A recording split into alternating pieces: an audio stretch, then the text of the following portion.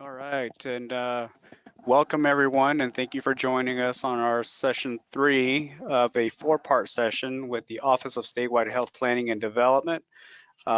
Today we have Mr. Richard Tannehill once more, and we will be going over the Building Code Part 2 in all of its entirety. With that being said, want to ask you to hold your questions till the end. If you do have a question and you want to make sure it gets answered, please type your question into the question dialog box within the GoToWebinar software, and we will try to answer all of the questions at the end in the order that we receive them. Today, once again, thank you for joining us. And with that being said, Mr. Richard Tannehill, please proceed. Hello, everyone. Welcome back if you've been here before, and welcome to all first-timers. Today, we're going to be going over the 2019 California Building Standard Code Part 2 changes that were applied back in January.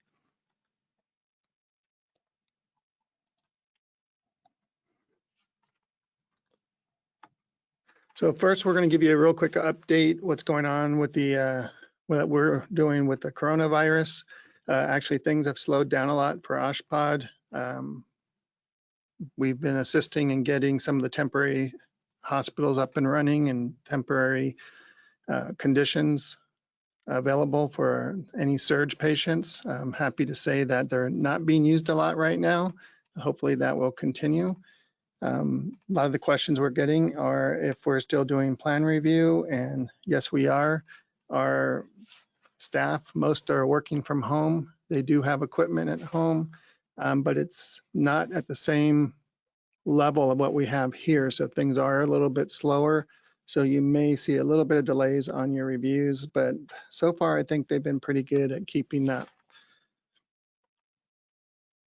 So with the 2019 timeline, it went into effect January 1st of this year. We have been doing a lot of outreach training on the changes that were coming both before it came into effect and up till now, and it will continue to do so. But here we are, actually we're out here now, and we're actually currently working on the next iteration of this is the 2019 triennial code cycle. So what we do when we put codes together is we take the International Building Code and the last cycle of the code, which in this case, the 2016 Building Code, and we take any new additions or modifications and scrunch those all together. That gives us our new 2019 code volumes. So today we're going to be focusing on part 2, the building code, and just what has changed since the last 2016. My voice is a little dry today, so I'll be taking some sips of water as we go, so excuse that. We've already had, this is a session 3 of 4, and we've already had session 1 was the intro to 1R and part 10 and part 1.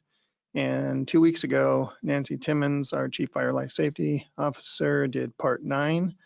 And in 2 weeks, we'll be wrapping up with the electrical, mechanical, plumbing, and energy code. Okay, here's the dates for the sessions. I just want to remind you again to register for each session independently. And also, we understand a lot of you are watching this from home now, and you will have to register individually. We have upped the amount of participants on the webinar, so, but there still may be a maximum amount. So it's a first come, first sign in basis. We are trying to work on that to get it higher. And we've requested that, but it may or may not be happening. We may max out at 500. So we're starting session 3. I just want to remind you that go ahead and enter your questions into the chat, and we will answer those at the end as time allows. So the part 2 of the California Building Code, this is, for me, is my workhorse. This is where we spend most of our time as architects. And today we're going to be talking about classification, alignment, and some structural updates just to start us off. So one of the things we did, and we've been talking a lot about it, and especially in the first two sessions, we talked about we added 1R, and this is a hospital building removed from general acute care services. You'll be hearing a lot more about that today because a lot of the revisions that were throughout all the volumes had to do with adapting 1R to our uses. We've also, back in 2016, we added Psych to 1228. Psychiatric hospitals has their own section for standalone psychiatric. This cycle, we added the OSHPD 5 to designate that use. Also note here, just for clarification, OSHPD 1R is not an occupancy, it is a building type. And the reason behind that is so we can track it in our system. When these buildings are removed, they remain under OSHPD jurisdiction. And when they're removed from acute care service, we needed a way to track them. So the applications of code goes by the occupancy. So the OSHPD 1, 2, 3, 4, and 5. In 1983, the Alquist Act, as we call it, the Alquist Act, was developed to basically say that hospital buildings that house patients who are incapable of self-preservation, that they must be reasonably capable of providing services to the public after a disaster. And that's kind of been our charge with OSHPD since then, to develop these codes the way we do. So this will apply to general acute care hospitals as defined in the Health and Safety Code. Again, I'm not going to read all this stuff word for word, kind of just explain it. But it does not include buildings if they provide skilled nursing or psychiatric services only. So you can have skilled nursing facilities and psychiatric facilities as part of a hospital, and these will apply. But if they're not, the requirements are not the same. So the standards that were set up,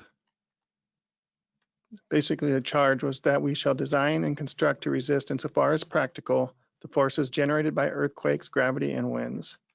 Okay, the office shall propose proper building standards for earthquake resistance based on current knowledge and provide an independent review of design and construction of hospital buildings. Again, this is really the authority that OSHPD has to do what we do with hospitals. Okay, OSHPD is obligated to use model code whenever and wherever possible. If we feel that these requirements are not stringent enough for the requirements for California and the special conditions within California, with justification, we're allowed to modify that model code if it's deemed to be inadequate. And we must show evidence of that when we propose revisions to the model code.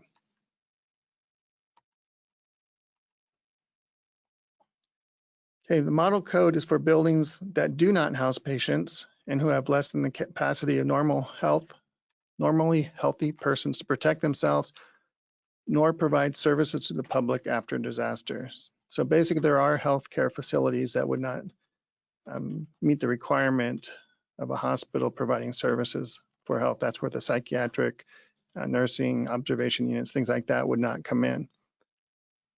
Model code will continue to apply for any other use other than the OSHPD 1 general acute services.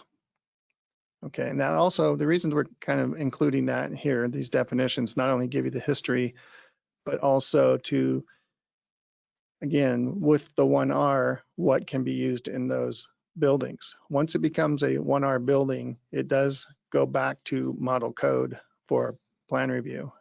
And OSHPD will be doing those plan reviews for whatever it might be in those spaces.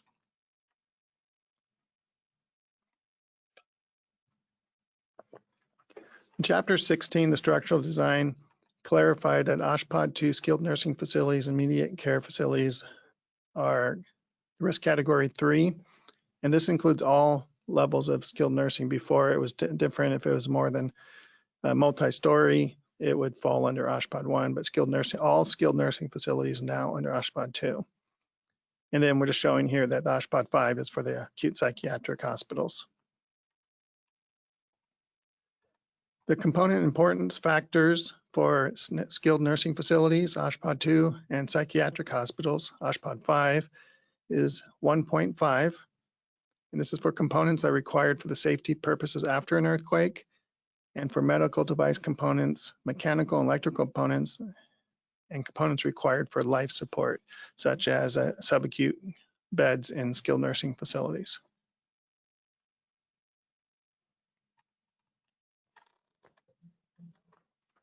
For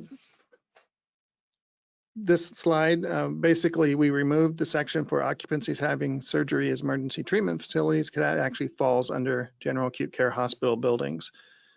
So that's the only change here under risk category 4. We're going to talk a little bit more about OSHPD 1R allowable services. What's allowed to be in an OSHPD 1R building? If they remain for healthcare, you have to remember that OSHPD 1R buildings remain under the jurisdiction of OSHPD, but they also have all acute care services removed from them. So what would be allowed in there? Basically, for OSHPD 1, it'd be duplicative services under Section 1224 in excess of those required for basic and supplemental services. So if there's a certain amount of things that are required to be part of the basic services within the hospital, if you exceed those are allowed to go into the OSHPD 1R. You can also put outpatient hospital services, the ones that are listed under 1224.39 for outpatient services, can go in an OSHPD 1R. OSHPD 2 and OSHPD 5, the skilled nursing facilities and psychiatric facilities, can also go in a OSHPD 1R because they do not have the same seismic requirements as the acute care facilities. In addition to that, almost any other type of occupancy can go into a 1R if it meets the requirements for the model code provisions and for the proper separations between the hospital. So you can have food services, you can have administrative buildings or clinic spaces or whatever it might be. And again, that will be reviewed under model code. When also doing a OSHPD 1R building, you want to consider what CDPH requires for licensing. Again, the duplicative services, they'll be looking at that. Outpatient observation units are a good example of what can go into a 1R building, but may be restricted in the absence of acceptable evacuation provisions and protocols. You need to look at the egress from the spaces and make sure that they're not going back through the hospital. Multiple provider arrangements are another thing that we're seeing a lot of, where they'll lease out different floors or different sections of a building to different providers. Things that CDPH is looking at is how do you enter those separate provider offices or separate suites or uses, whatever they might be. And you may have to demonstrate independent support services separate from the hosting hospital. So they basically have to be self-supportive for their uses. Accessibility has to be considered when you're putting a new use. If you're putting a skilled nursing facility in the 1R, 50% of those beds will have to be accessible with accessible toilet rooms. That's up from 10% if it used to be a med-surg unit or similar use. So that needs to be considered. Existing non-accessible toilets within nursing units, when you convert them to staff offices, we're seeing a lot of these patient floors being converted to offices, and they basically end up having their own private toilets. We have talked to DSA, and a minimum of 10% of those toilets, because a lot of them, especially in the older buildings, are not accessible, a minimum of 10% will need to be accessible or made to be accessible. And you must also have a separate accessible common use toilet rooms in the general area provided. That would be within 200 feet. And nursing unit conversions to family lodging suites will be required to meet the provisions of transient lodging. So that would have to be looked at for the accessibility. So this is an example of Stanford Healthcare. We did a case study for one of our previous seminars, and they turned this building into a 1R building, and this is what they're proposing to do with the different floors. The previous use was all patient rooms and various uses. They turned a lot of the rooms into doctor on-call or physician on-call rooms. Outpatient observation beds were added on the first floor. An outpatient clinic space was provided on the second floor. And their School of Medicine offices were added on the third floor, as well as surgical pathology offices. So you have a lot of different varieties of uses. And again, in some cases, facilities may lease out these spaces to different organizations. Here's another example of a case study we did for that same seminar. And it's basically, it's Loma Linda University. They're taking their central tower and making it a 1R building. And in this case, on the 9th floor, they're converting it to psychiatric space. And the areas in blue basically just designate the areas that had to be upgraded to accessibility, to their 10% accessibility, as well as the other blue spaces could be required functional spaces that required for psych that weren't required for med surg. If this was to be a skilled nursing floor, you'd probably see a lot more blue to make 50% of the beds accessible. It's actually 50% of the rooms, excuse me. So here's one more case study. This is in San Francisco. And the part you're looking at here is actually the older 1R building. And up on top here, we have the new hospital expansion. So they want to reuse as much of this older building as possible. So this is the uses they put in. They have an existing loading dock, and they ask, can they continue to use that loading dock? Now, what they did provide is a loading dock in the new hospital, much further to the north, with a single bay truck. There is no requirement for how many trucks are required in the loading dock. So they provided a single bay loading dock, and they are continuing to use their existing loading dock, which holds 3 to 4 trucks. As again, this is in excess of what's required by the code for basic services. Another use they're doing is the outpatient oncology. Just they can see up to 25% inpatients in this area. They have a duplicative lab. They have the lab that's required in the building code in the main hospital, but they're providing lab services in the existing lab space that was used before. So they didn't have to demolish or remodel any of this. They continue to use it but as more of a support service to the hospital. And also they have duplicative locker rooms. Again, they have the required number of locker rooms and changing areas in the hospital. And this is just for like general staff changing. They can use for whatever they'd like. So a lot of reuse here is with zero construction for this area. So what if you're going to put mixed use into these spaces? What we're looking at is access. Is it public versus patient access? Or again, multiple providers or multiple uses? Will they have their own entries? These are things that you need to consider when doing this. Outpatient services cannot traverse through inpatient nursing units, so you can't have the public walking through an inpatient area to get to their outpatient service. May require separate entrances if you have separate providers. Again, these are things you want to talk about beforehand. You know, do you need a new front door, or can you reuse the existing one? Again, it depends on where it is on the building, how access is gained.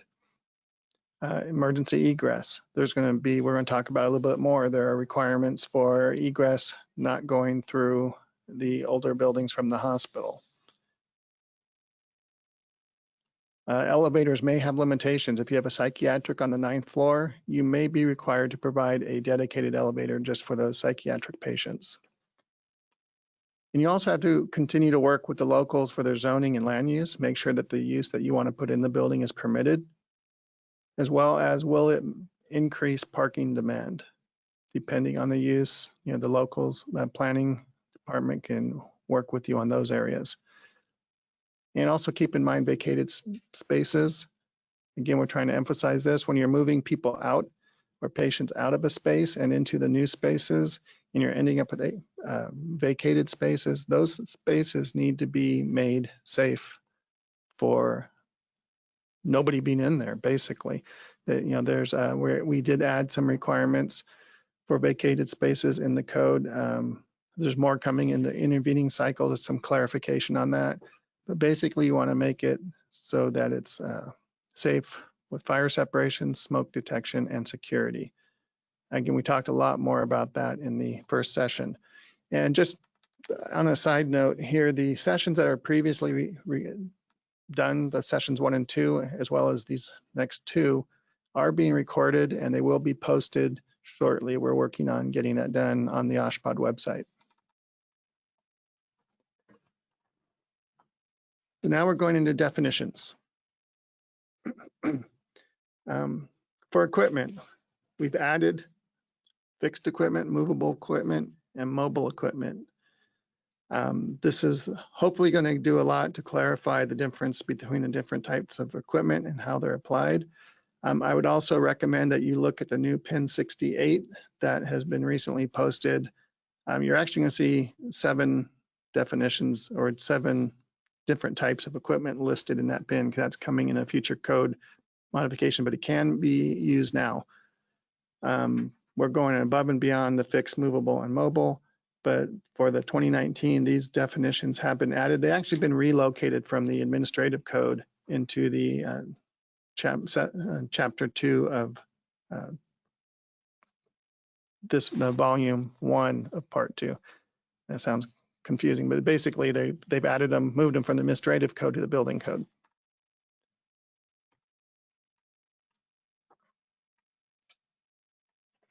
We added a definition for 1R. Again, just to repeat, these are buildings that previously had acute care services that have been removed and remain under the jurisdiction of OSHPD. We discussed means of egress for the hospitals. In addition to the requirements of 1003, means of egress of hospitals to also comply with Part 10 for existing building code in Section 308A. Section 34A of the 2016 building code is no longer there. That's the existing building code, or for it basically was remodels, repairs, and renovations. That has all been moved into Part 10, the existing building code. So you want to look at that if you're doing any remodels.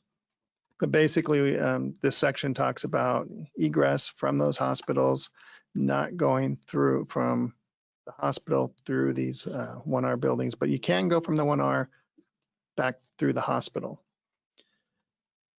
Section 1003.1.2 is means of egress for hospitals removed from acute care, kind of the same thing I just mentioned. In addition to the requirements of this, you want to look at Section 308, because now the OSHPD 1R buildings are no longer considered hospitals. 308A is for hospitals, 308 is for everything else, for existing building.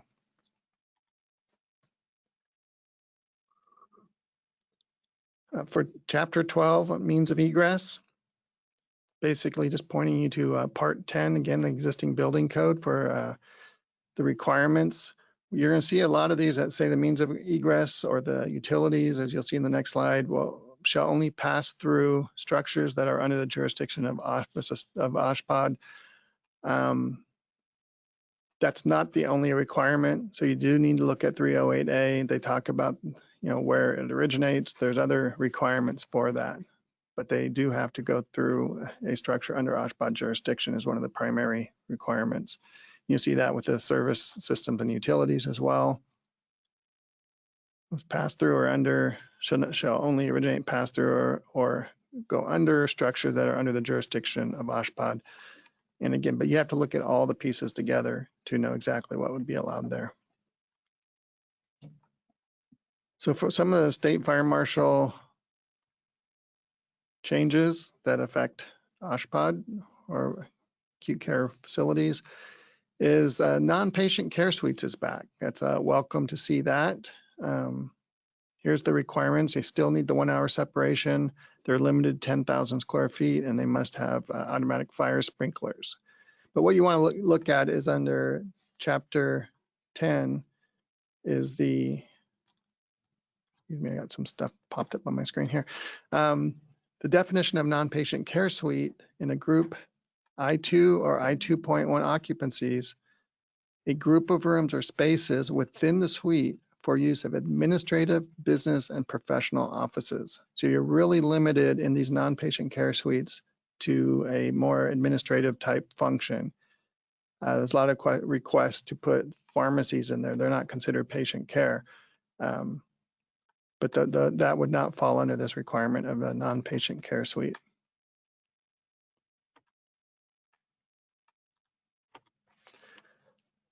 One of the other things that have changed in Section 804, there was a little break in the code before where we were identifying locked psychiatric facilities as I3.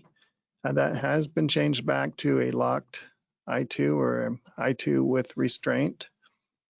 One of the requirements under the old I3, if you have restraint, you are not only allowed to have non-combustible floor finishes, which was very hard to meet, especially in the psychiatric facilities. In the 2019, we have clarified that you may use class 1s where restraint is used, and there are conditions on that that have to be met.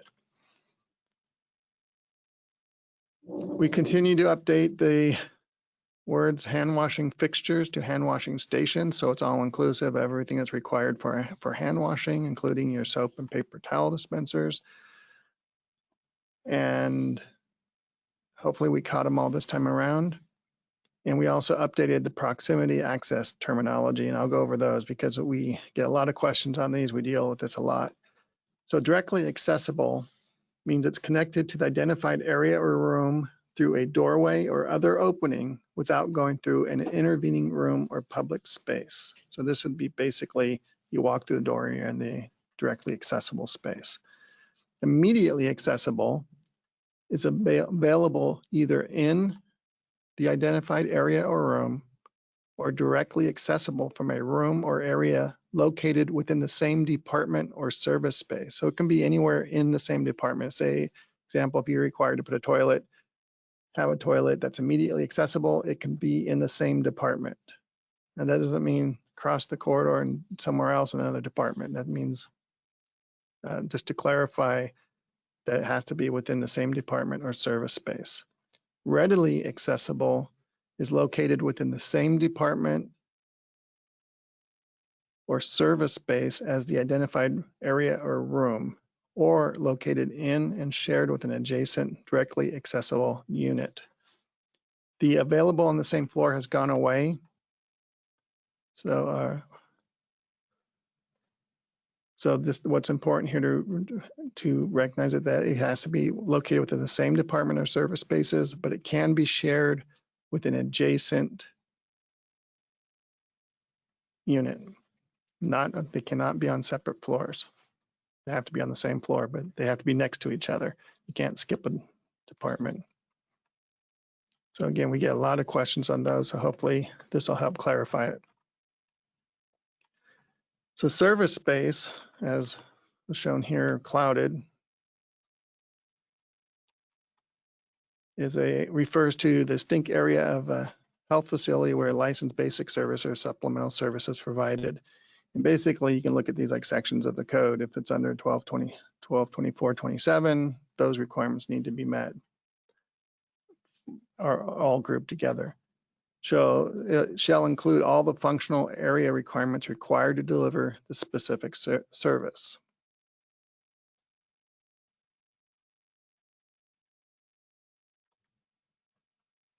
Okay, so some general items for further clarification was added for departmental boundaries.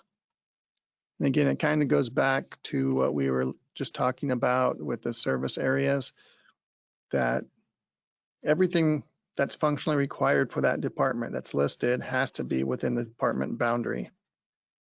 So you may be asked to identify those boundaries.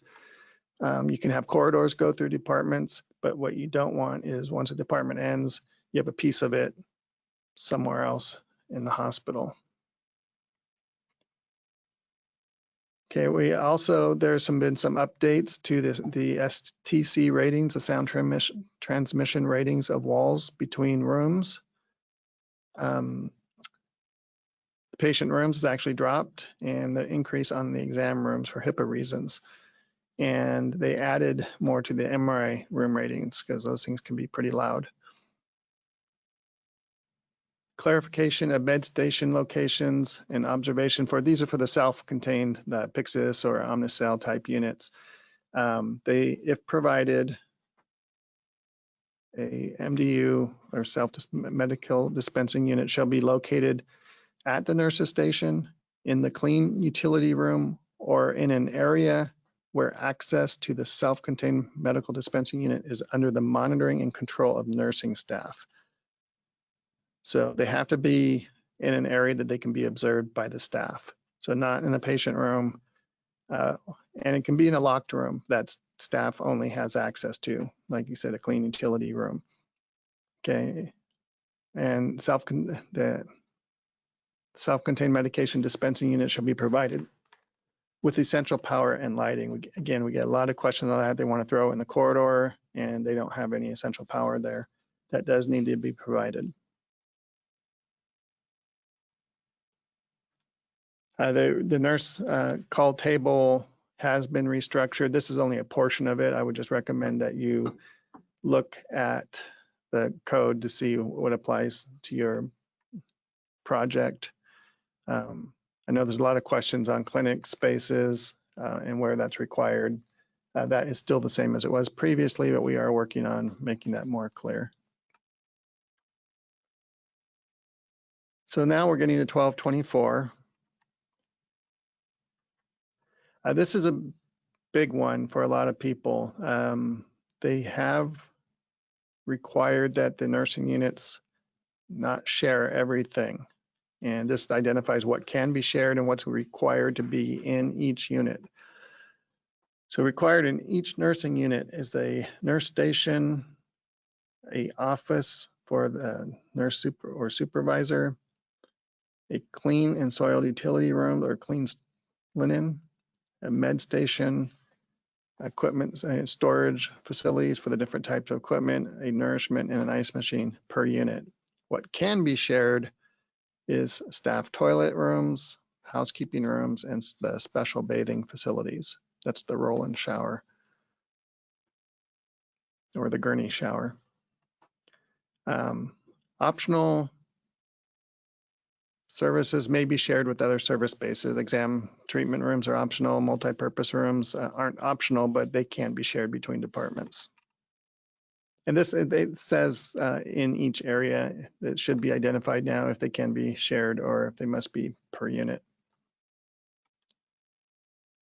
Another, to me, a good clarification, the code used to say that the locker rooms for changing for OR should ensure, or what you would say, it was encouraged to be one-way traffic, and now it says shall ensure that you'll have one-way traffic. So when someone comes in to a locker room off the street, they'll come in, change their clothes, and go out on the other side of the red line. So that has been clarified. We've been practicing that for quite a while, so it shouldn't be a big deal for most people, but that has been clarified in the language because the previous language was encouraged. The clinical lab space has been rewritten. There previously was only a few items that were actually required to be in the lab. That has been expanded. I'm not going to read through all of these, but you're going to have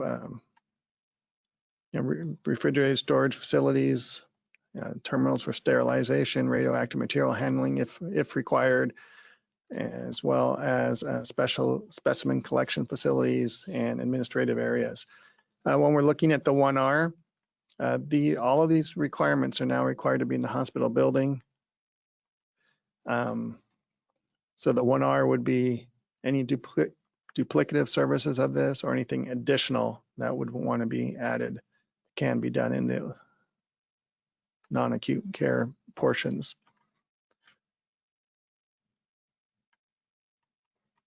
Pharmaceutical, we did the A2 guide. I think it's been a couple years now. It's been out. It is still in effect, but we basically transferred all the information in the A2 guide working with CDPH and the Board of Pharmacy, and we put that into the code now under 1224.19. So all these options are listed there. We worked a lot with, like I said, CDPH and Board of Pharmacy and used other standards to put this together. Even though currently USP 797 is still the new release version is temporarily on hold. They are applying it per the new requirements that are forthcoming. And 800 was approved, but it basically depends on 797 to be there. But the A2 guide is still required to be used. You're still required to submit the checklist. And the Appendix B is really critical when we're getting CDPH reviews of these. So I'd encourage you to continue to use that. A new one, updated one of these will be posted. There's not a lot of changes in it, just a lot of clarifications or a few clarifications will be posted probably in the next week or two. But in the code, we've added a lot of the requirements that you've seen in the compounding guides. Talk about dispensing facilities, non-sterile compounding area, storage, non-hazardous sterile compounding. I'm not going to read through all of these, but these are the requirements for the non-hazardous workstations, buffer rooms, anterooms, and if you're doing an SCA, it's going to comply with 1250. It's that graded compounding area, as well as hazardous drugs, the requirements for that. And then the support areas that are required for pharmacies are identified. Again, the multi-purpose room can be shared with other departments. Staff toilet rooms and lockers have to be part of the pharmacy.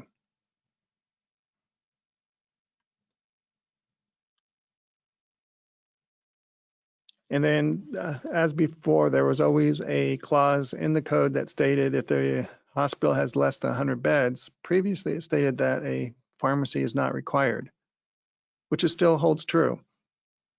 But what it failed to say before, that if you don't have the pharmacy, you are required to have a drug room permit in lieu of a hospital pharmacy.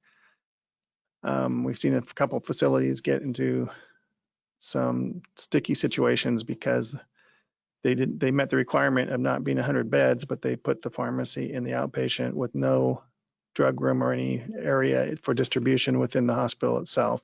So these items are still required. Even if you don't have the pharmacy, you have to at least have a receiving area, hand washing station, and storage for those drugs. Basically, it's a breakdown area and distribution area.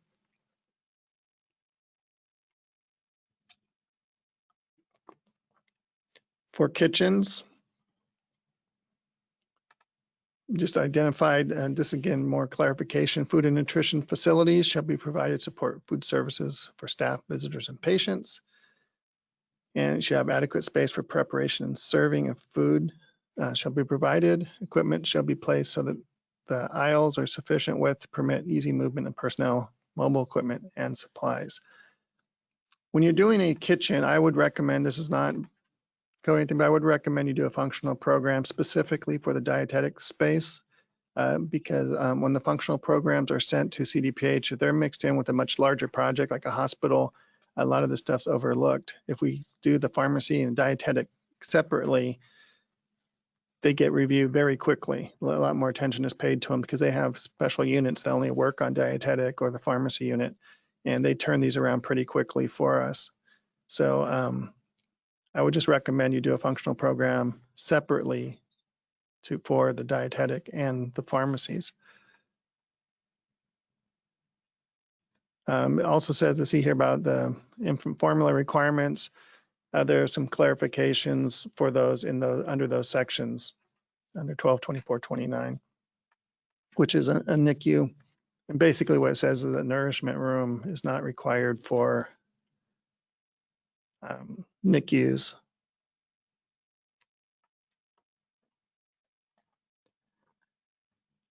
Senate Bill 1076 was approved. It's been a couple years now, which required observation services for outpatient services to be added to an emergency department area that would be considered outpatient.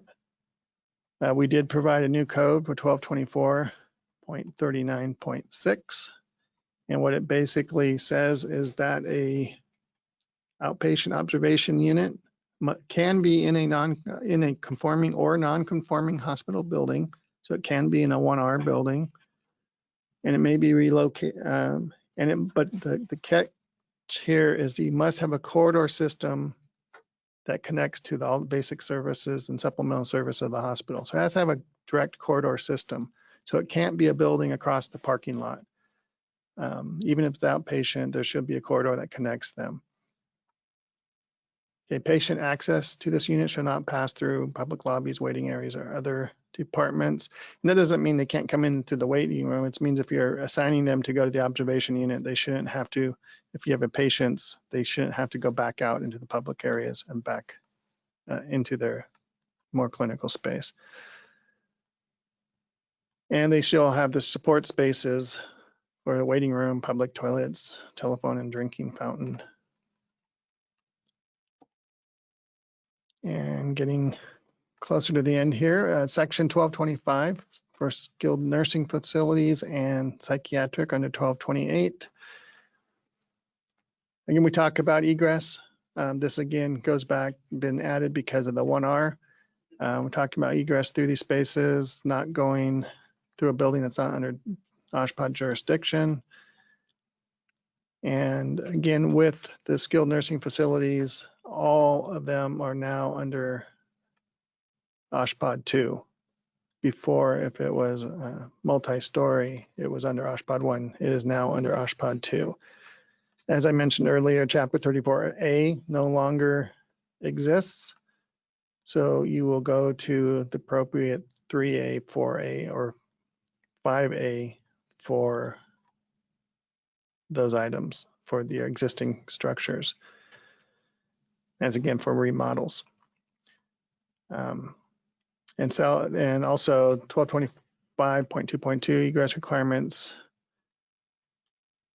include multi-story. That's what I just said, that they're now, again, the egress is still the same requirements. Okay, for OSHPD 2 subacute care, if you're putting subacute into skilled nursing facilities, they do need essential power, electrical power at those beds. Okay. Construction, if you're this is just a note that's been relocated from 1705, but construction documents for OSHPD 2 buildings without subacute beds so explicitly state that skilled nursing facility or intermediate care facilities do not admit patients needing sustained electrical life support equipment. So basically you're saying we're not going to be putting subacute patients in here. Just want something to document that, because if you do add subacute later, there are requirements, and there's also a CAN that will help you do that if you're going to do that later. Again, with skilled nursing facilities, the system, services, or utilities should not originate in, pass through, or under structures unless they're under the jurisdiction of OSHPD, as well as the egress shall not pass through structures that are not under the jurisdiction of OSHPD. Again, look at all the requirements when you're doing this. This is just for information right now. CMS has changed their bed requirement for skilled nursing facilities not to have more than 2 residents per room. Current code allows for 4. If you provide 4 right now, they may not get reimbursement for those rooms. Now we are changing this in the intervening cycle for a maximum bed of number of beds to 2 rooms in the new upcoming intervening cycle to align with this. But as of for now, this is just a note. You can still do it, but there may be issues getting reimbursement down the road. Okay, moving on to acute psych hospitals.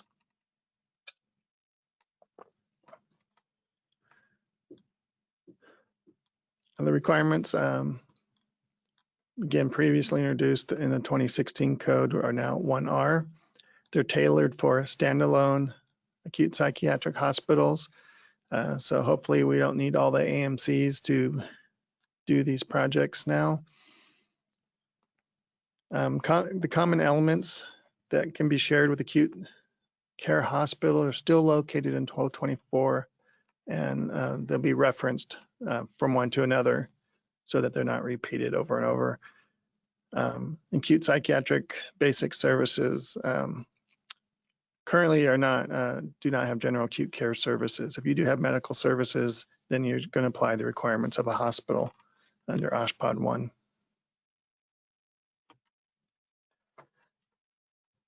Again, we're talking about utilities, the same thing as skilled nursing facilities, not originate, pass through, or under a structure unless it's under OSHPD, and the same with egress, not going through a structure unless it's under OSHPD jurisdiction. Also, you want to look at the requirements for locked I2 units. There are a list of requirements that have to be met to have a I2 with restraint or a locked facility. Moving on to clinics. Just add some clarification for the specialty clinics for, in addition to primary care, being surgical, chronic dialysis, alternative birthing clinics, and rehabilitation clinics. They also added psychology clinics, the requirements for that. And this section should also apply to outpatient clinic services of a hospital when provided in a freestanding building. Freestanding building has been added to the definition under OSHPD jurisdiction so that you can have these services in a freestanding building and still be under OSHPD jurisdiction. But there, again, there's a bunch of conditions that have to apply, the duplicative services or the outpatient services. This is big for the clinics. They have to be contiguous functions, just like in the hospital where everything has to be in the same department. The same thing applies now with clinics. If you have various functions, including to, but not limited to reception, waiting, staff support areas such as toilets, storage, and lounge may be located outside of the clinic suite for the approval, with the approval of CDPH. But all the other services that are required for the functional use of that space have to be within the same suite. So you can't send somebody out of into the corridor to get to another area to continue their treatment. It should be contiguous. Again, they're making the exceptions that if you're in a shared building, you can share reception, toilets, waiting room, things like that. If the toilets and drinking fountains serving the public are provided for the entire building, they can be shared in the central area. And also these allow some of the services such as storage, laundry, and housekeeping and waste management to be shared with other tenants. Correctional treatment centers, all we did was add an allowance that gooseneck spouts may be used in appropriate locations, basically where there are no inmates.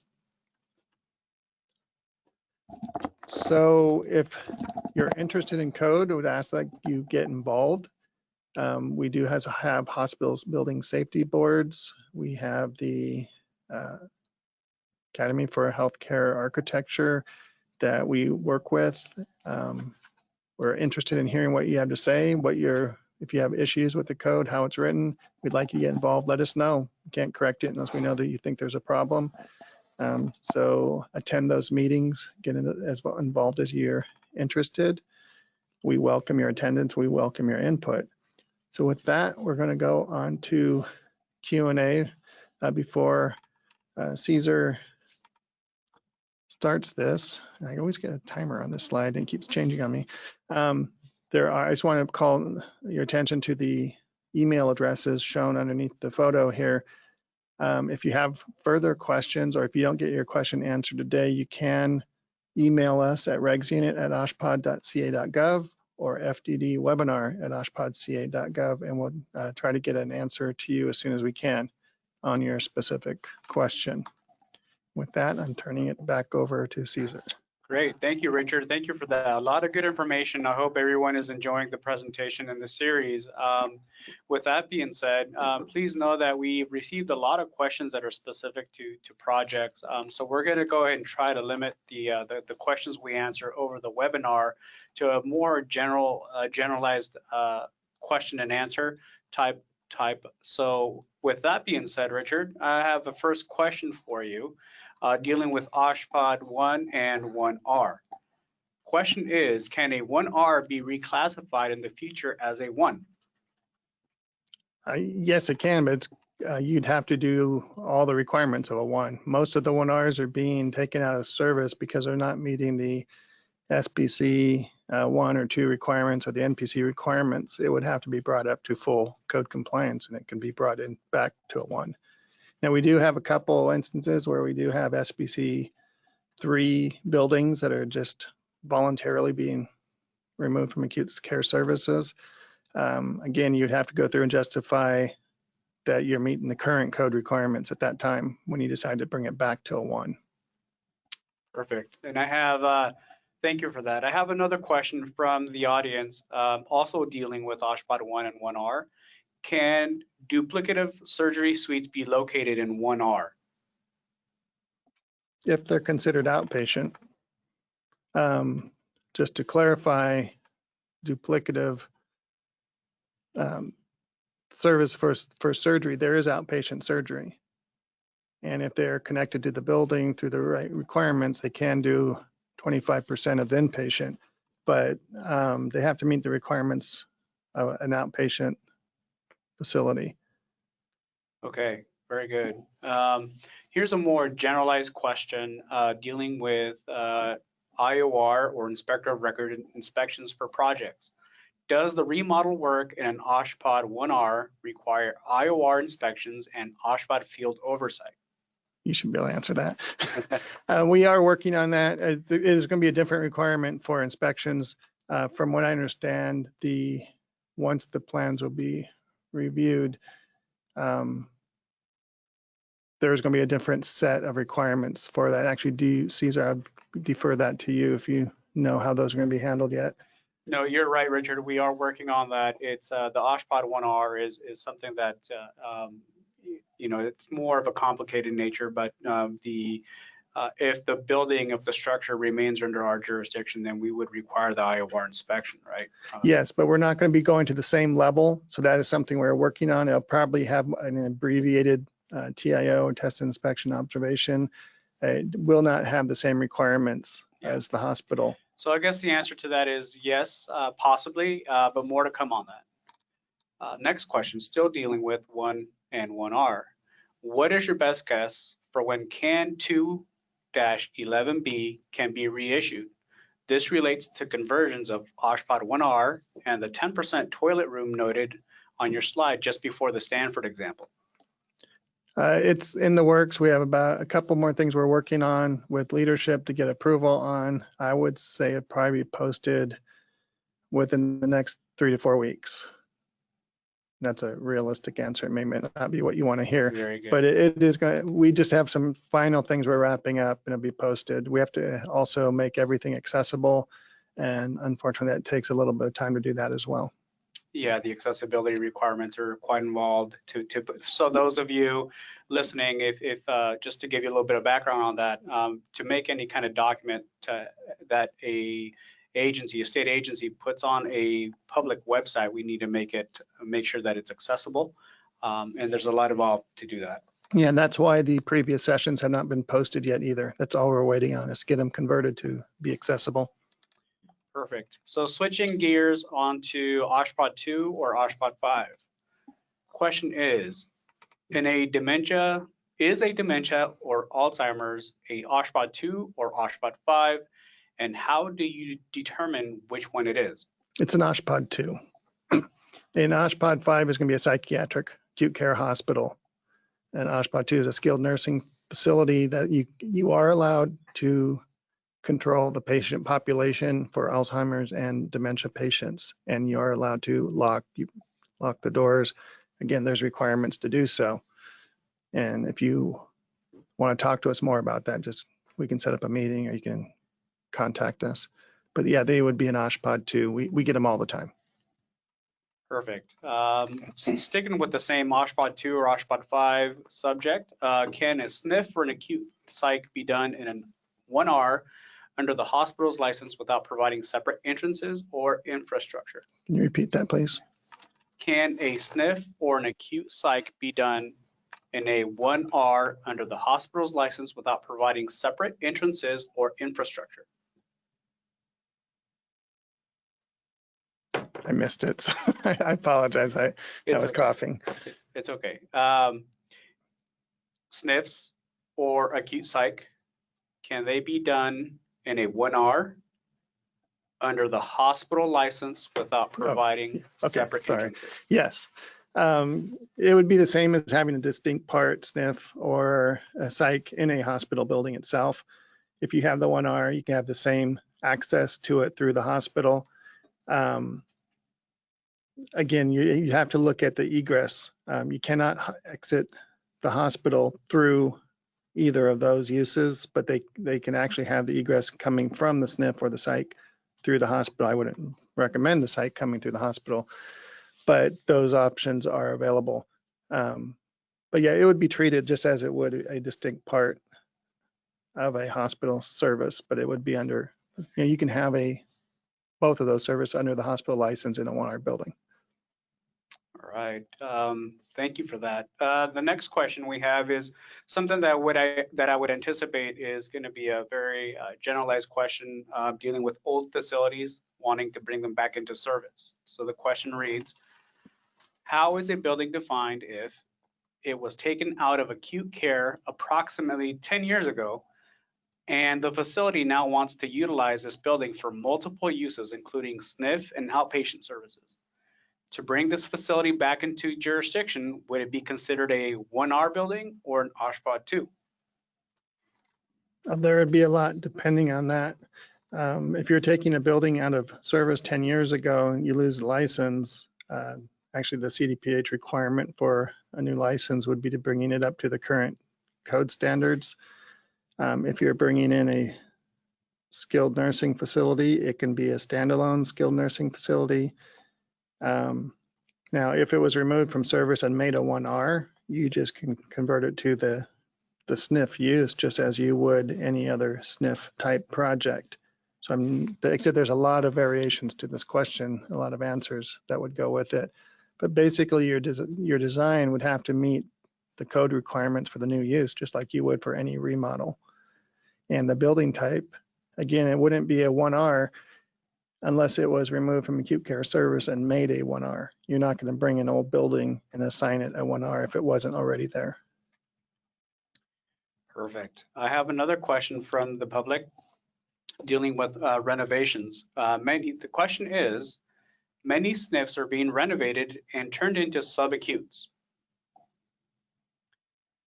There are no code section or sections dedicated to this. Only that captures some of the requirements in OSHPD 1 facilities. Can you help with this? We actually have a can, I believe it's a can that, I don't know the number offhand, a can that deals with converting to subacute. It talks about all the electrical, mechanical, and architectural requirements to do so. Check our website. If you can't find it, go ahead and send us an email at regsunit@oshpd.ca.gov, and we can get you a copy of that. But you're correct, it's not specifically addressed in the code. And actually, when we mentioned the subacute in there, we did add subacute to critical care for electrical code, and we are adding it. We did add the definitions of subacute and the requirements for electrical to be looked at as we went over earlier. Very good. I have another remodel question dealing with section 1224.17.3. Question is, will remodeling an existing lab trigger a requirement to add the new functions in section 1224.17.3? Depends what you define as remodel. If you're replacing a piece of equipment, no. If you're completely gutting it and rebuilding it, you're probably gonna have to meet with us and see what would be required, because the previous requirements for a lab were minimal at best. And so that is something that if you're doing a new lab, yes, you have to meet all those requirements. If you're remodeling, it's really going to depend on the extent of the remodel and what's being done. You know, we see a lot of, hopefully the new remodel can. We talk about equipment replacement, which we see a lot of labs just doing equipment replacement. But once you start about remodeling, you're going to need to meet the functional requirements of that new lab. But again, it's going to really depend on the extent of the remodel. So again, that would probably be a meeting ahead of time to find out actually what's going to be required. Perfect. Thank you for that. This next one is more of a clarification, asking for clarification as opposed to a question. The comment is, can you clarify needing to provide separate functional program for dietary services? Yes, that's actually something that, again, it's optional. It's not required. You do, all projects are pretty much required. Most projects are required to have a functional program. I've found personally that if I'm doing say a hospital project, and if I get a separate functional program that only addresses the pharmacy requirements, such as with the A2 guide, if you're just doing a pharmacy upgrade, you would submit a functional program just for the pharmacy. Or if you're doing a kitchen only, you'd require to do a functional program for kitchen. I would also do the same thing if you're doing say a hospital project. Do the full functional program and then submit the pharmacy and the kitchen in addition to, not instead of the other functional program, but in addition to. It just helps the review process. Just from my working with CDPH, you're going to get a much better response and a much better comments based on that. So again, it is not a requirement, but the pharmacy one is, but the dietary is not. I just found from personal experience, if you have a separate dietary functional program in addition to your normal functional program, we can get it pushed through a lot faster and get comments turned around. And to be honest, most of the new kitchens that we've been seeing, CDPH is requesting a meeting to go over it and review it with you. So like I said, we're getting a lot of attention from the pharmacy and the kitchen services. It's a welcome attention. And it's just a way that I have found to help expedite the process and get you the information you need sooner. All right. Next question deals with the 4-bed skilled nursing rooms. Question is, do you know if the reimbursement problem for 4-bed skilled nursing rooms applied to existing licensed facilities? Again, we're not CMS. I'm not sure how they work. I know that it came into effect 2018, and typically you have 10 years to comply. I do not know if it's retroactive or not, but we are going to be requiring that future skilled nursing facilities be limited to 2 beds. And we're just kind of giving what we call blue note comments now if we're seeing that. My guess is that the older facilities will be allowed, but I cannot say that for sure. You'd have to check with CMS or your licensing folks. Perfect. And I wanted to make sure that we point them to CMS and then make sure that that's not our... CDPH would probably be a better one to ask that question of, because we're seeing this with high-rise buildings as of 2028 have to be sprinklered. And that's also a CMS requirement, has to be fully sprinklered, and that is retroactive. That does not grandfather you into anything. So they take different positions on that, and we would have to check with CMS. And this next question deals with remodeling and not being able to comply with new code. So daylight and NICU, are there alternative methods of compliance for existing facilities that need to be remodeled and can't comply with a direct window?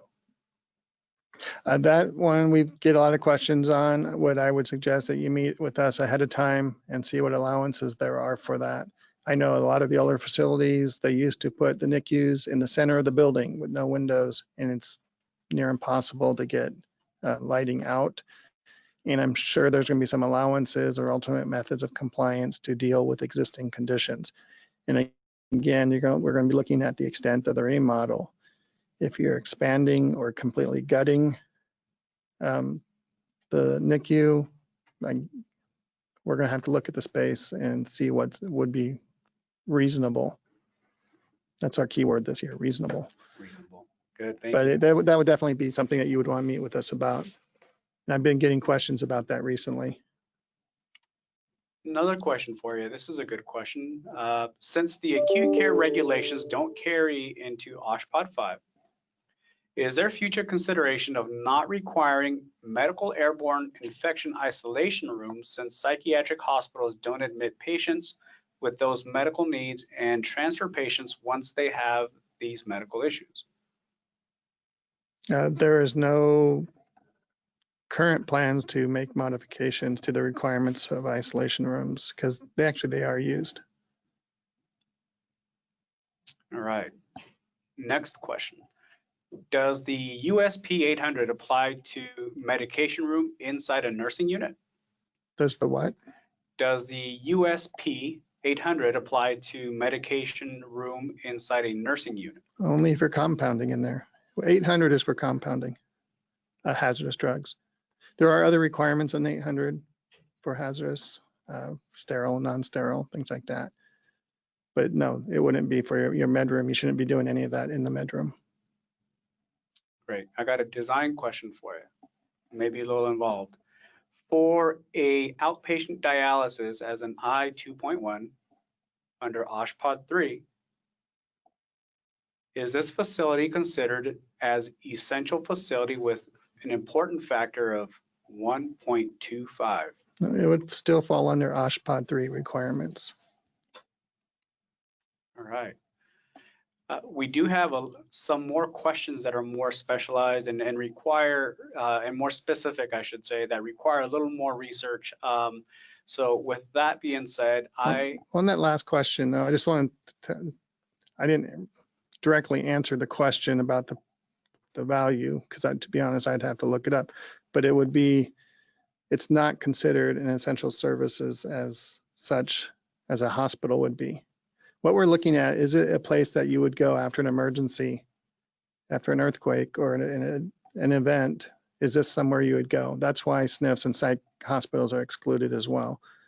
So what you're describing as an I-2.1 would not be a place you would go for after an emergency, and they would not have the same level requirements. So it would have this, you would have to look at the code to see what was required for that type of service for that facility. And it's probably not going to be at the hospital level.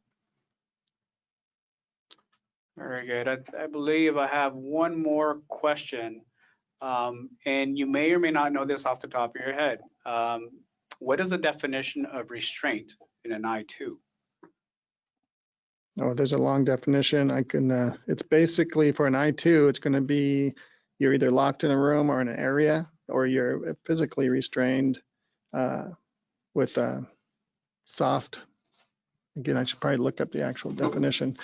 But in an I-2, you can restrain someone to a bed or in a seclusion room only, and that room can be locked and secured. It doesn't make it a locked I-2. But once you get into a unit or you're restricting somebody's ability to move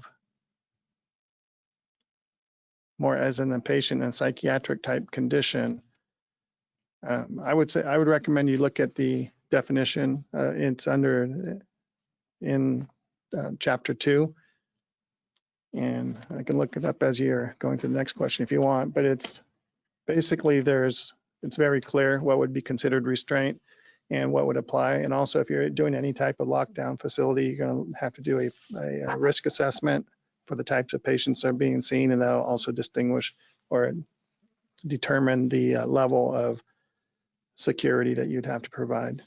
Yeah, and that's a good example of something, of a question that's specific, and we can provide an answer to that question in your individual replies that we send back to you to those similar questions. So with that being said, we are a little past the hour on our webinar. I have the definition here if you want to. Oh yeah. You need to read it real quick. Like I said, it's a little long. It's actually 3 paragraphs. So I'm not going to go into the whole thing. But restraint is the physical retention of a person within a room, cell, or cell block, holding cells, temporary holding cell, room or area, holding facility, secure interview rooms, courthouse, et cetera, et cetera. It just goes into all these lists by means of a locked door or within the exterior walls of the building. And let me go on to the other definition. Basically, if you're locked in is one, I think. And it says facilities employing the use of soft ties, however, shall be classified as a building used to house non-ambulatory persons. Restraint shall not be practiced in licensed facilities classified as basically R, unless constructed to the group I3 occupancy. And then it refers you. There's a lot of definitions. It's on in chapter 2 under definitions of restraint. Again, if you have a special circumstance you're curious about, go ahead and send an email. But we're seeing a lot of questions, like if you have an ED with a seclusion room where you put your psychiatric patients in there, that is restraint, but there's allowances for that. So thank you for that, Richard. A lot of good information, and we here at OSHPD hope that you enjoyed the webinar presentation. Again, if you do have any more questions, or you have a specific question or a project you want to discuss, please feel free to email regsunit@oshpod.ca.gov or fddwebinar@oshpod.ca.gov. And a quick reminder, we do have our 4th session coming up May 7th, session 4, which is going to deal with the California Electrical Code, Mechanical Code, Plumbing Code, Energy Code, how to remove acute care services from the building, and a little bit more information of what we have coming up. Again, thank you for joining us, and we hope that you've enjoyed the presentation today.